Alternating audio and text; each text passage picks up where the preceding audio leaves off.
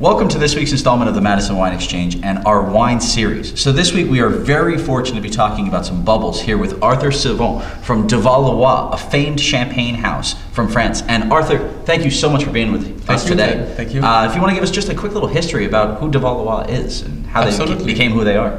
So first, a bit of history. Duval-Leroy was founded in 1859. So two families, Duval and Leroy, a winemaker and a grower, and they merged together. And we have been family-owned business since 1859, 6 generations. And you also have to know that in 1991, the owner of the company, Jean-Charles Duval-Leroy, had a cancer, and he asked his wife, Carole Duval-Leroy, to take over, and he died like a few months after. So it's a bit of a sad story, but just to explain you who Carole is. So she took over 20 years ago. So it's still 100% family-owned business, and we are located in Vertus. We never moved from Vertus. So Vertus is south of Épernay, 5 to 10 miles south from Épernay, so in the Côte des Blancs. So Côte des Blancs is the area where you usually find the Chardonnay Champagne, one of the 3 grapes. Chardonnay is one of the 3. Now just to quickly touch on the 3 grapes you're talking about, we're talking about Chardonnay, absolutely, Pinot Chardonnay, Noir, absolutely, and Pinot Meunier. Pinot Meunier that people forget sometimes, but and Pinot Meunier represents 1/3 of Champagne. So it's very important to talk about Pinot Meunier because it's part of many of the blend you see out there, obviously. And I can also talk about our vineyard because it's what may differentiate us from others, as well as the fact we are family-owned. So we own 200 hectares of vine, which is in acres 450, I think, 450 acres. That's a lot of land. That's a lot of land. I checked online, we are the number 9 largest vineyard owner in Champagne. So it's pretty impressive because we are still family owned and we are the 9th largest vineyard owner in Champagne. Now does that correlate to the largest family owned? I mean, we are one of the largest family-owned.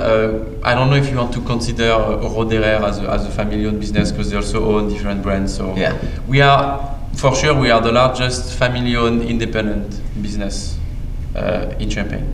Beautiful, beautiful. Yeah. So, been doing this for centuries now. Yeah, centuries, absolutely. And I think the Champagne are showing wonderful now. When Carole took over, she really increased the quality of the wines.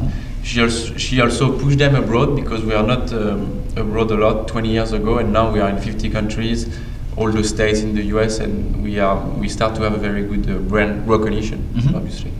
So why don't we talk about the brut here? Of course, get a little idea. Yeah. So this is not all of your typical Champagne grapes, correct? Are we leaving out the bastard child that is Pinot Meunier? No, he's in here. Yes, and we are very happy to say so. So we use the 3 grapes for this, absolutely. So we use 90% of Pinot. We use both Pinot Meunier, Pinot Noir, maybe half and half. 10% of Chardonnay, so it's a brut, dry Champagne, but very fruity, due to the amount of Pinot. Now, actually, can we touch on one quick thing? Yeah, please, yeah. I think a lot of our customers would truly appreciate this. We always talk about Champagne, and unfortunately here in the US we see the word Champagne on a lot of bottles that aren't from France. Yeah, I hope this is going to change soon. Me too. But how do we actually get Champagne in here? What is this whole process that makes this different from regular wine, and is there a specific set of laws that these guys have to follow? Yeah, so the first thing I would like to mention is that Champagne is a wine. Champagne is a sparkling wine made in a very specific region in France. So it's not even in the Champagne region, it's in a very small area that represents maybe 80,000 acres where you can grow the grapes. So you have to use the 3 grapes we just talked about.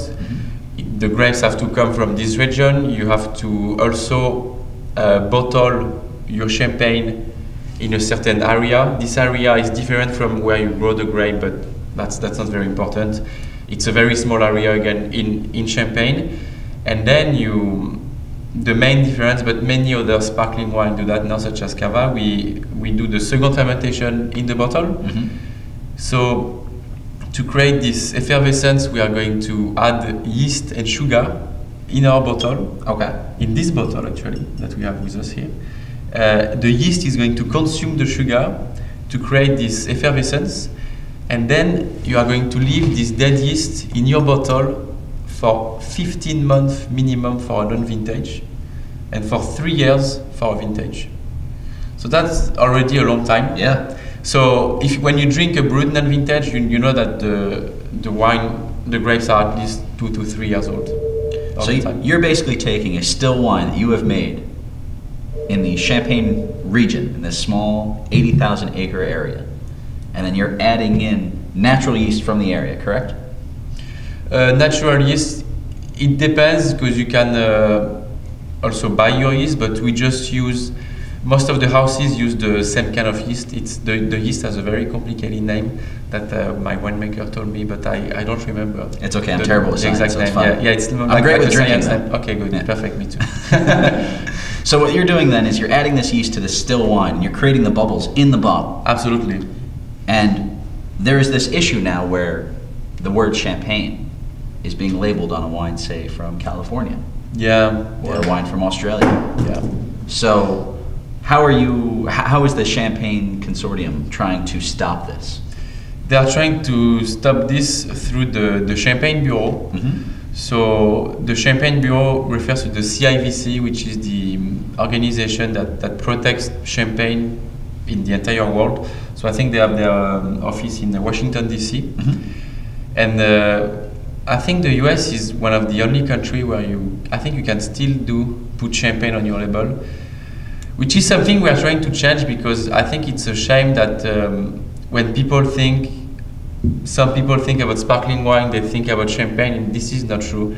And I think the idea that they have about what is champagne is wrong, because they think it's something very sweet, and it's not always the case. I mean, you have many kind of champagne. You have some sweet champagne, you have some dry champagne, you have some medium sweet champagne, and I think using the word champagne just for true champagne will make it a lot clearer for consumer and for us, obviously. Yes, I am in complete agreement here on that. I think it's wonderful, and I think it would be perfect to just see it on true wines from Champagne. Absolutely, yeah. So now getting back to the dead yeast aspect, one thing that I always find very interesting that people don't seem to understand is they get that secondary fermentation happens in the bottle, but how do you get those yeasts out? What are you doing to making sure that after 15 months or 3 years these get out? Yeah, and so for 15 months this bottle is horizontally, like sleeping in our cellar, and then what we are going to do, we are going to turn very slowly the bottle from an horizontal position to upside down position. Mm-hmm. Now, do you guys use gyro pallets, or do you have the A-frame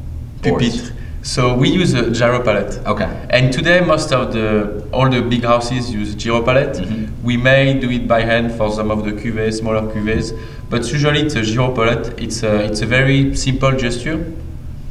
So and the gyro pallet works 24/7, so that's also a good thing. Yes. Well, basically, just to give everyone a quick idea, many moons ago, with champagne, everything was done on an A-frame board where the bottle itself was held as such, and somebody they called a master riddler would come by and turn ever so slightly.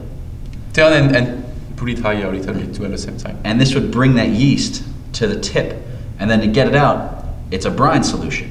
Absolutely, yes. A brine solution that is cooler than 0 degrees Celsius. Correct.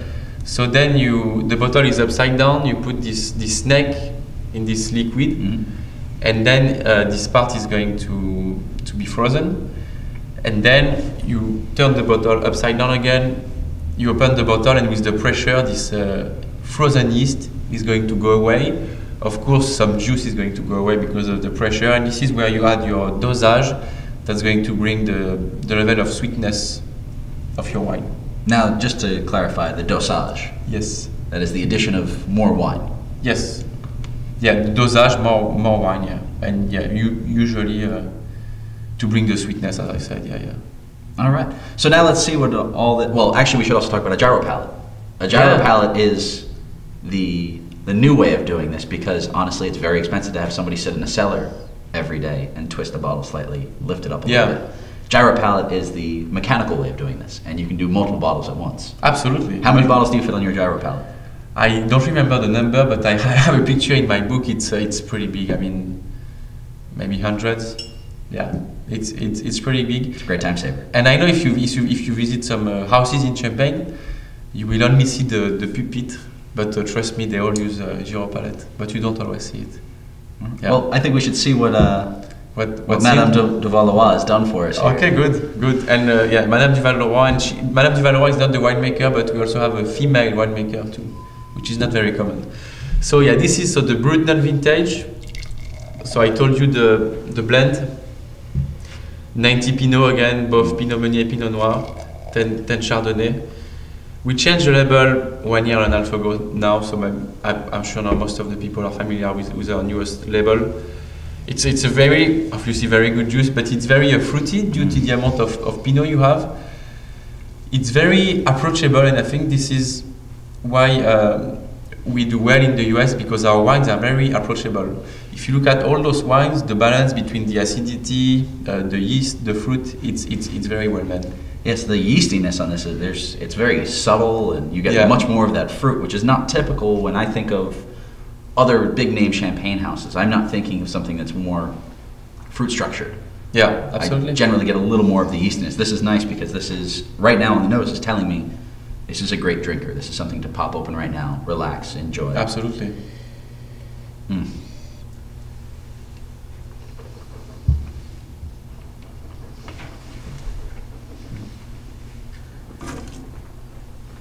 Thank you. That's great. Beautiful bubbles. Yeah. Wonderful acidity. That crisp green apple fruit really comes out. Absolutely. And a nice creaminess on the finish. Absolutely.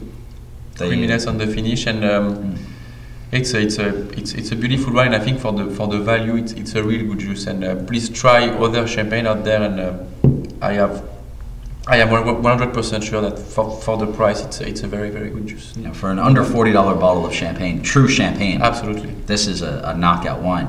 So I think also in that line, what we should do is take a look at another one of theirs that we have here. If we want to go onto the vintage. The vintage, yeah. This is maybe some of you are familiar with the previous one.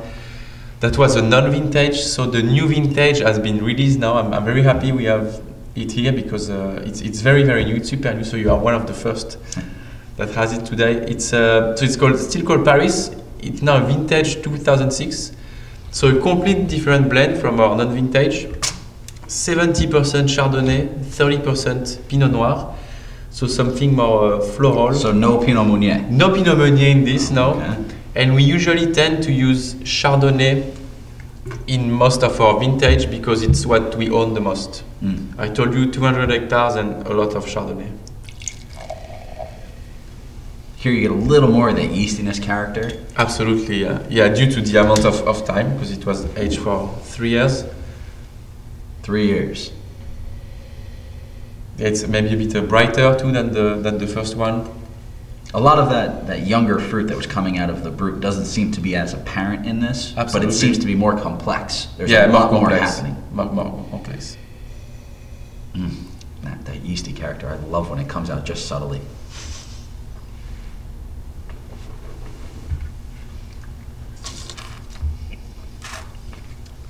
It's awesome. Oh wow. That really hangs around the palate. Yeah. So, if we can just quickly talk about the difference between non-vintage and vintage. So usually a non-vintage, it's going to be a blend of course of different years.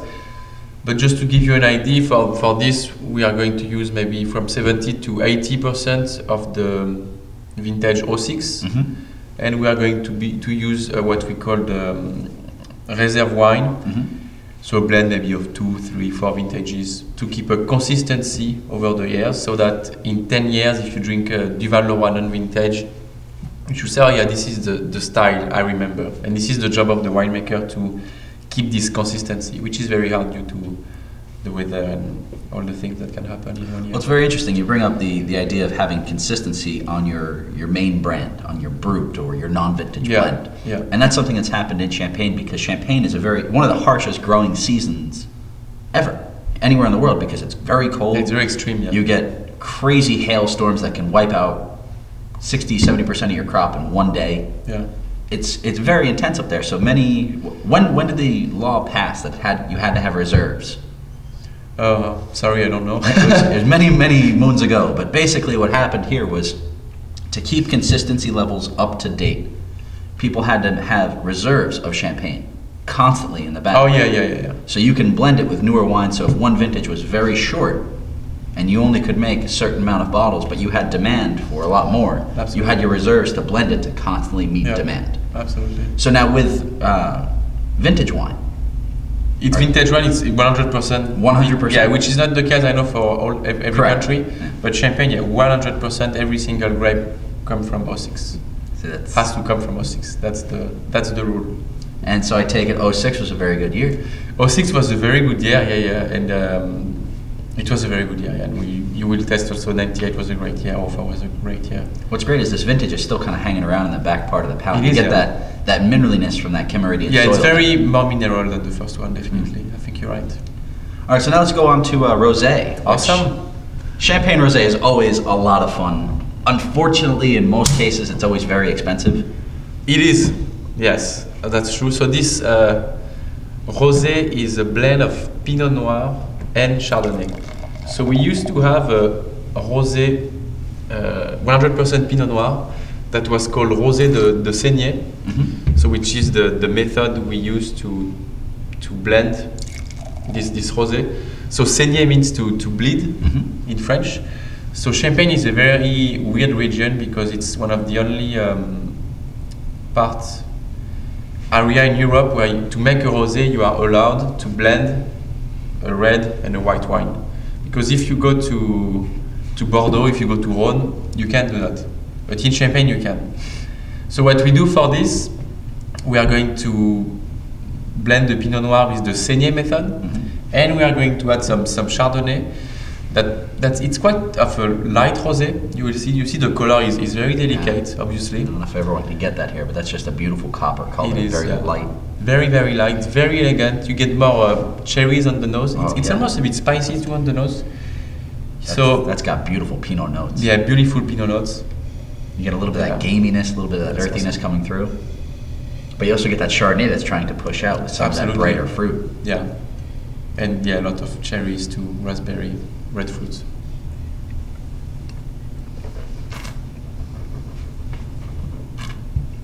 I won't speed that.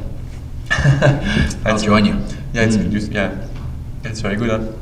That tannic structure from the Pinot Noir, as light as it is, it gets you towards the end here.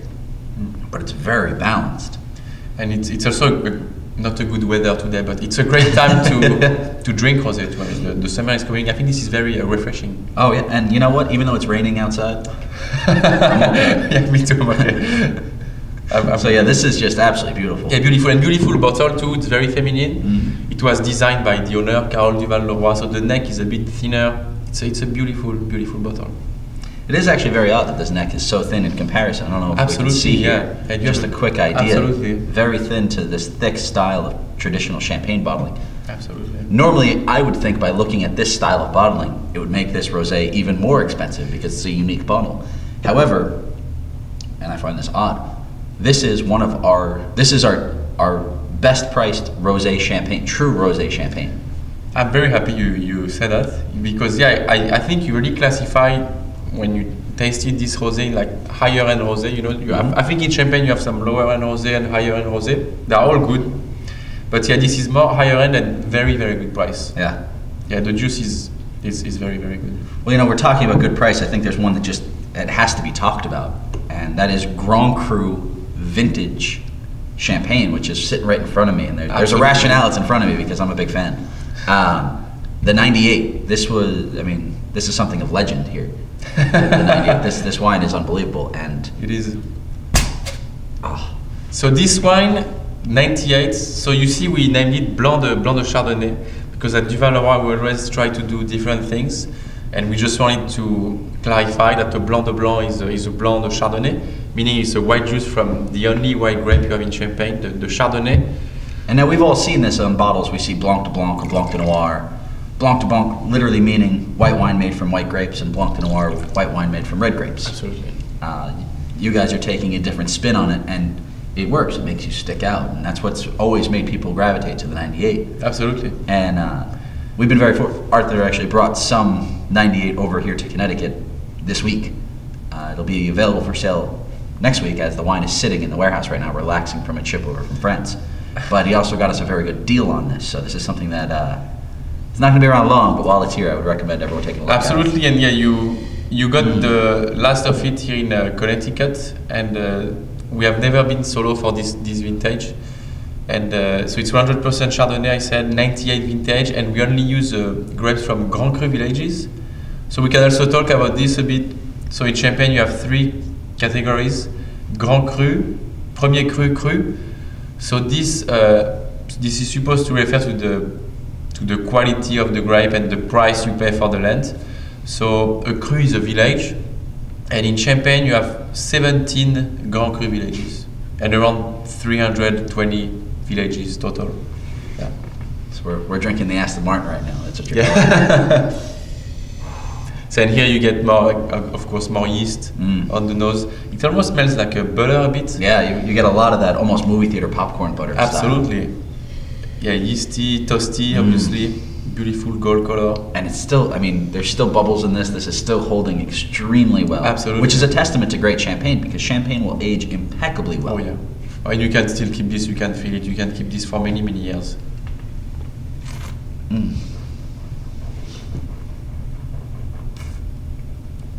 Sorry, I won't speak that quick. No, it's very good. We can basically put the spit bucket away. Now we're getting on to the serious stuff. And the finish is much longer here. That is just an unbelievable bottle of wine. Yeah. And what's really insane here is Arthur has gotten this wine over here to Connecticut and to us at a price point for Grand Cru vintage champagne at a price point I just never seen before, which is really shocking, and I thank you for it. No problem. And our customers thank you for it too. It's one of these just truly to die for things. So when this finally comes into the store next week, after everything is calmed down, I think this will be here maybe a day, if that.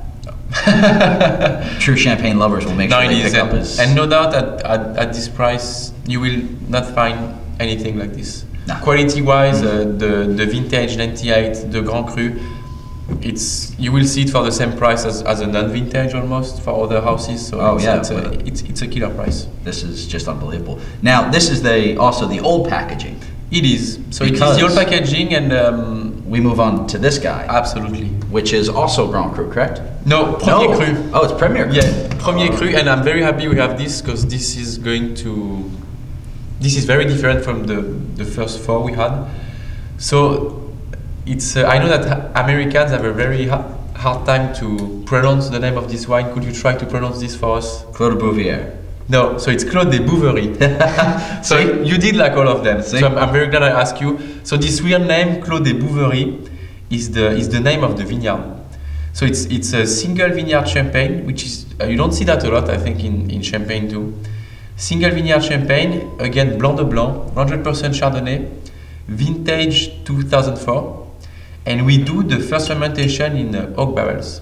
Half in oak barrels, half in stainless, and usually it's all stainless. So that's going to bring. So this is going to have more of that almost coconutty, toasted flavor profile. Absolutely, absolutely. Now, are you using newer oak? You use old oak? Newer oak. Newer oak. Oh, without a doubt, this is much more of that intensity.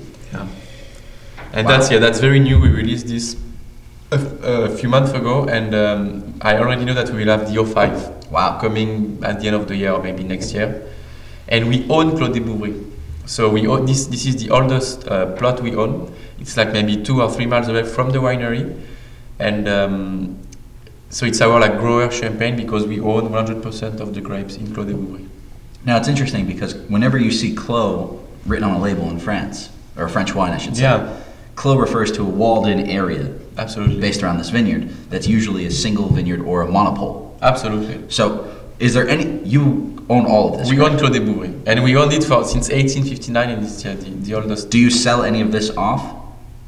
No, that's all. Everything goes straight into your own bottle. And I know we did the 03 Bouverie too. So it's something we are going to try to do as often as possible. It's a great one. And 04 is one of my favorite champagne vintages ever. It was one of these years that a lot of people tried to pan off, saying it wasn't the greatest year. Oh no, it was. I think it was not perfect.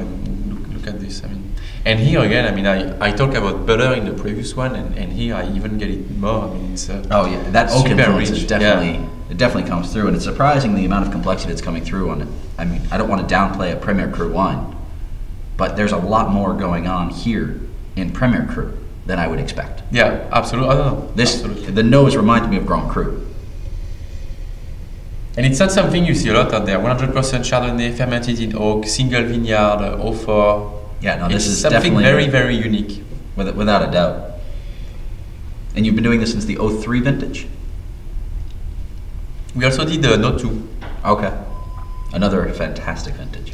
Yes, absolutely. O2 was great. This is awesome. And the finish, I think, is even longer on this champagne. Yeah, it's super rich, and I think it's very good to taste 5 champagne in a row like this, because you really see, I think, especially for this guy, how well it will pair with food. See, I thought you were going to say it's because it's raining outside that it's great to drink 5 champagnes in a row. No, but I do agree. No, but yeah, they're all very food friendly, and this really hangs around too. Yeah. And I can still feel it when I swallow. That is just lovely. Yeah, super, super rich.